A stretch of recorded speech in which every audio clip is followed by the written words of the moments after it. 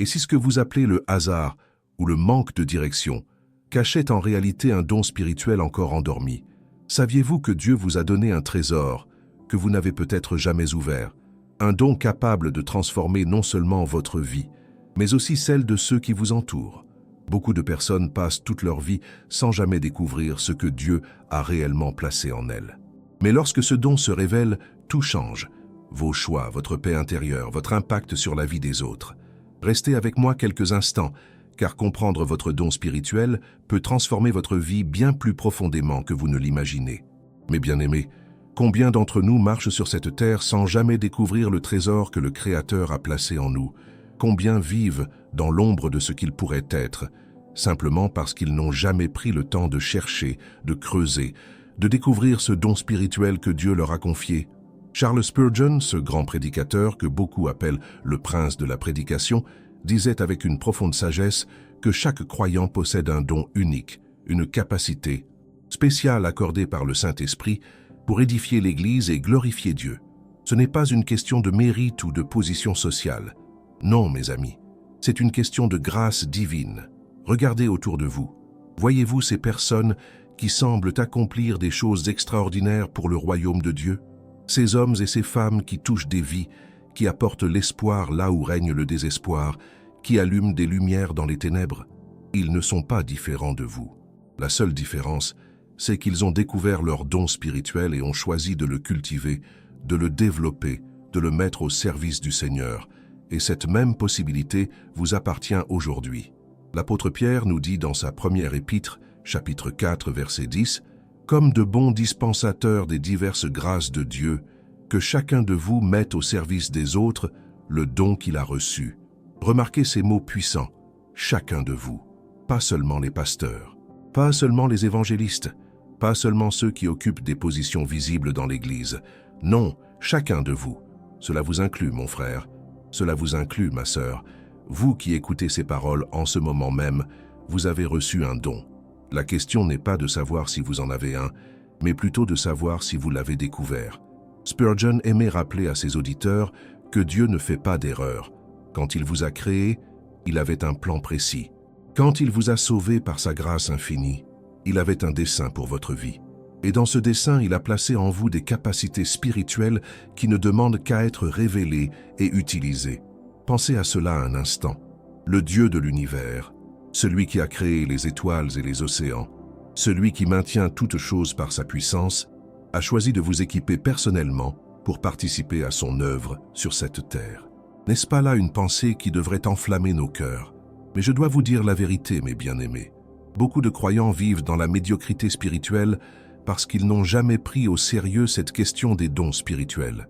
Ils viennent à l'église semaine après semaine, année après année, sans jamais vraiment s'engager, sans jamais vraiment servir, sans jamais vraiment découvrir ce pourquoi Dieu les a équipés. Et au fond de leur cœur, ils ressentent un vide, une insatisfaction, un sentiment que quelque chose manque dans leur vie chrétienne. Et vous savez quoi? Ce sentiment est justifié, parce qu'ils vivent en dessous de ce que Dieu a prévu pour eux. L'apôtre Paul, dans sa lettre aux Romains, chapitre 12, versets 6 à 8, nous parle de ces différents dons. Puisque nous avons des dons différents, selon la grâce qui nous a été accordée, que celui qui a le don de prophétie l'exerce selon l'analogie de la foi, que celui qui est appelé au ministère s'attache à son ministère, que celui qui enseigne s'attache à son enseignement, et celui qui exhorte à l'exhortation. Voyez-vous la diversité? Voyez-vous comment Dieu équipe son peuple de manière différente pour que le corps de Christ fonctionne harmonieusement? Maintenant, laissez-moi vous poser une question directe, une question qui devrait toucher votre conscience. Connaissez-vous votre don spirituel? Pouvez-vous identifier avec clarté ce que Dieu vous a donné pour servir son royaume? Si vous hésitez, si vous ne savez pas comment répondre, alors ce message est exactement ce dont vous avez besoin. Aujourd'hui, parce que découvrir votre don spirituel n'est pas un luxe réservé à quelques privilégiés. C'est une nécessité pour tout croyant qui désire vivre pleinement la vie que Christ lui offre. Mes amis, si vous voulez approfondir votre marche avec Dieu et découvrir des outils pratiques pour restaurer votre intimité avec lui, je vous invite à découvrir notre e-book « 21 jours pour restaurer votre intimité avec Dieu ». Vous trouverez le lien dans le premier commentaire fixé sous cette vidéo. C'est une ressource qui a transformé la vie de nombreuses personnes, et je crois qu'elle peut faire la même chose pour vous. Et si ce message vous touche, n'oubliez pas de vous abonner à cette chaîne pour ne manquer aucun enseignement qui pourrait nourrir votre âme. Alors comment commence-t-on ce voyage de découverte? Comment ouvre-t-on les yeux de notre cœur pour voir ce que Dieu a placé en nous? La première chose que je veux vous dire, c'est que cette découverte commence dans la prière. Oui, la prière. Pas une prière rapide, pas une prière mécanique que nous récitons par habitude, mais une prière sincère où nous venons devant le Seigneur avec un cœur ouvert et humble, en lui demandant de nous révéler ce qu'il a déposé en nous. Le roi David, cet homme selon le cœur de Dieu, nous montre l'exemple dans le psaume 139, versets 23 et 24. « Sonde-moi, ô Dieu, et connais mon cœur. Éprouve-moi et connais mes pensées. Regarde si je suis sur une mauvaise voie et conduis-moi sur la voie de l'éternité. » Voilà une prière puissante. David ne demande pas seulement à Dieu de lui montrer ses péchés. Il demande à Dieu de le sonder complètement, de le connaître profondément, de le conduire dans le bon chemin. C'est exactement cette attitude que nous devons adopter quand nous cherchons à découvrir nos dons spirituels. Mais je veux être très clair avec vous, mes bien-aimés. La prière seule ne suffit pas. Nous devons aussi nous engager dans l'étude de la parole de Dieu. Parce que c'est dans les Écritures que nous apprenons ce que sont les dons spirituels, comment ils fonctionnent et comment ils sont censés être utilisés. L'apôtre Paul, dans sa première lettre aux Corinthiens, chapitre 12, passe plusieurs versets à expliquer les différents dons de l'Esprit. Il parle du don de sagesse, du don de connaissance, du don de foi, des dons de guérison, du don d'opérer des miracles, du don de prophétie, du don de discerner les esprits, du don de parler en diverses langues et du don d'interpréter les langues. Et ce n'est pas tout. Dans Éphésiens, chapitre 4, versets 11 et 12, Paul mentionne d'autres dons, et il a donné les uns comme apôtres, les autres comme prophètes, les autres comme évangélistes, les autres comme pasteurs et docteurs, pour le perfectionnement des saints en vue de l'œuvre du ministère et de l'édification du corps de Christ. Vous voyez, il y a une richesse, une diversité incroyable dans les dons que Dieu distribue à son peuple. Et quelque part dans cette belle mosaïque, il y a votre place, votre rôle unique que personne d'autre ne peut remplir exactement comme vous. Maintenant, laissez-moi vous parler d'un autre aspect crucial dans cette découverte, l'observation de vos propres inclinations et passions. Dieu nous a créés de manière merveilleuse et il a tissé nos dons dans le tissu même de notre personnalité, de nos désirs saints, de ce qui fait battre notre cœur pour son royaume. Quand vous lisez la Bible, quel passage vous touche le plus profondément? Quand vous pensez au service dans l'Église, vers quoi votre cœur se tourne-t-il naturellement? Est-ce vers l'enseignement, vers l'aide aux nécessiteux, vers l'encouragement des découragés, vers l'organisation et l'administration? Ces inclinations ne sont pas accidentelles, mes amis. Elles sont des indices, des signes que Dieu place sur votre chemin pour vous aider à découvrir votre don. Le psaume 37, verset 4 nous dit « Fais de l'Éternel tes délices, et il te donnera ce que ton cœur désire. » Quand nos cœurs sont alignés avec Dieu, quand nous cherchons vraiment à le glorifier, il place en nous des désirs qui correspondent à nos dons spirituels. C'est là une vérité magnifique qui devrait nous remplir d'espérance et d'anticipation. Mais permettez-moi de vous mettre en garde contre un piège dans lequel beaucoup tombent. Certains confondent les talents naturels avec les dons spirituels. Écoutez bien ceci. Vos talents naturels sont merveilleux. Ils viennent aussi de Dieu. Mais les dons spirituels sont différents. Ils sont donnés spécifiquement pour l'édification du corps de Christ, pour l'avancement du royaume de Dieu. Vous pouvez être naturellement doué pour la musique, pour les affaires, pour les relations sociales.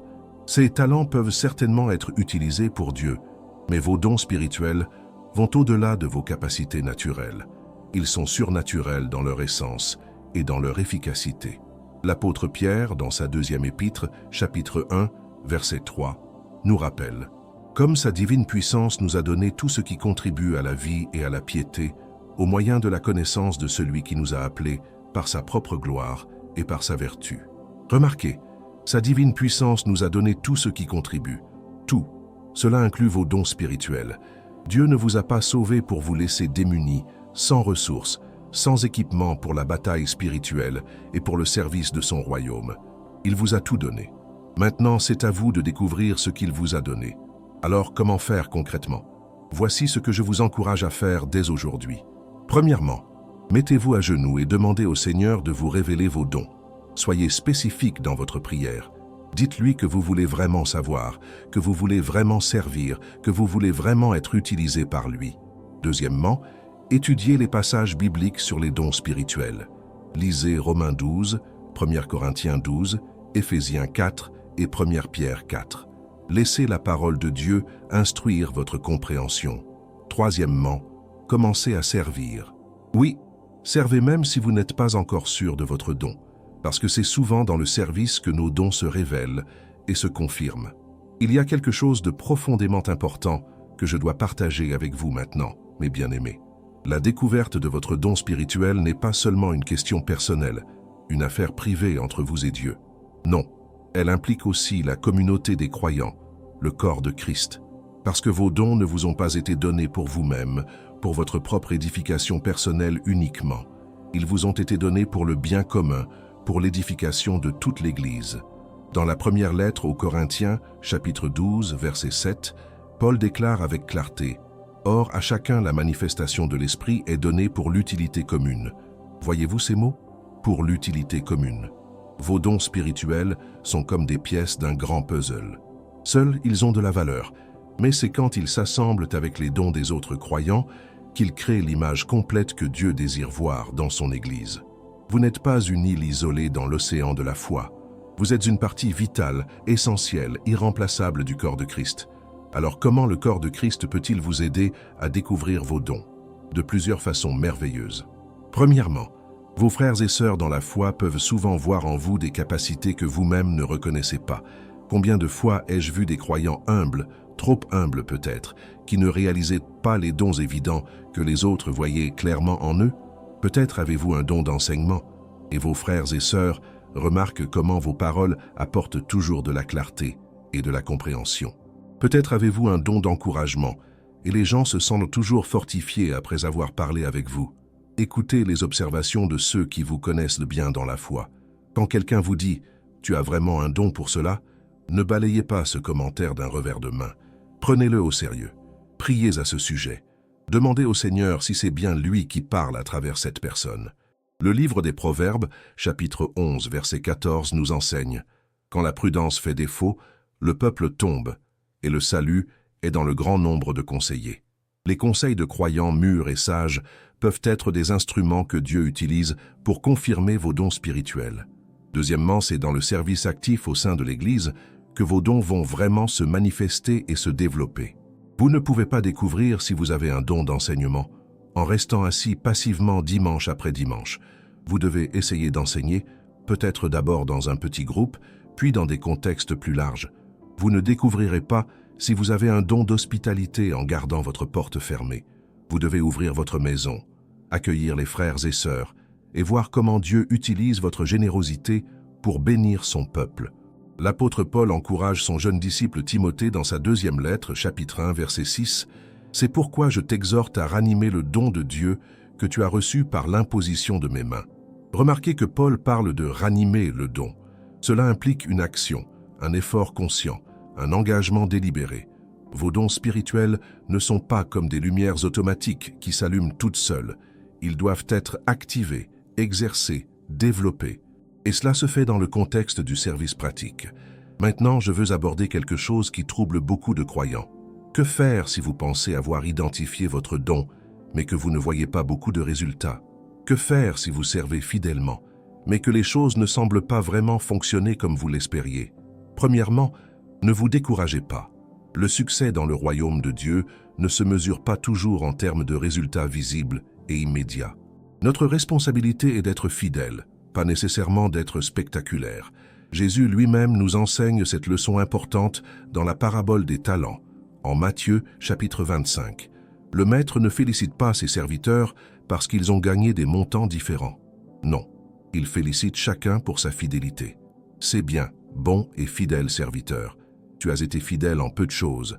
Je te confierai beaucoup. Entre dans la joie de ton maître. La fidélité, voilà ce que Dieu recherche. Utilisez votre don même si les résultats vous semblent modestes. Plantez la semence, arrosez-la avec vos efforts constants et faites confiance à Dieu pour la croissance. Deuxièmement, soyez patient avec vous-même.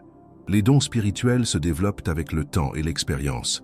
Un croyant qui commence tout juste à exercer son don d'enseignement ne prêchera pas comme quelqu'un qui enseigne depuis 20 ans.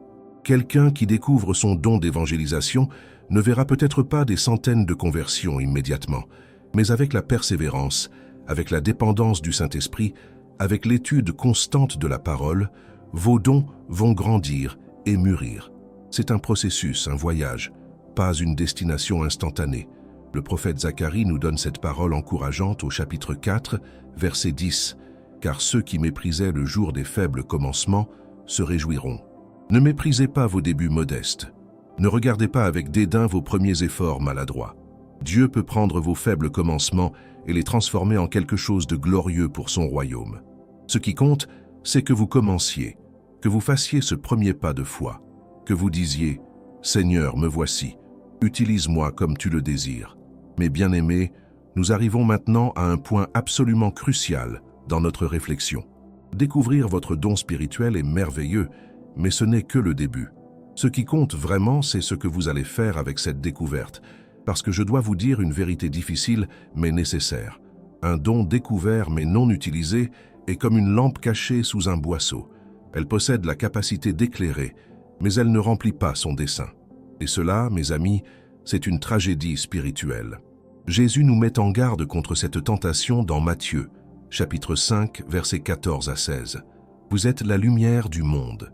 Une ville située sur une montagne ne peut être cachée, et on n'allume pas une lampe pour la mettre sous le boisseau, mais on la met sur le chandelier, et elle éclaire tous ceux qui sont dans la maison. Que votre lumière luise ainsi devant les hommes, afin qu'ils voient vos bonnes œuvres et qu'ils glorifient votre Père qui est dans les cieux. Voilà le but ultime de vos dons spirituels. Glorifier Dieu et bénir les autres.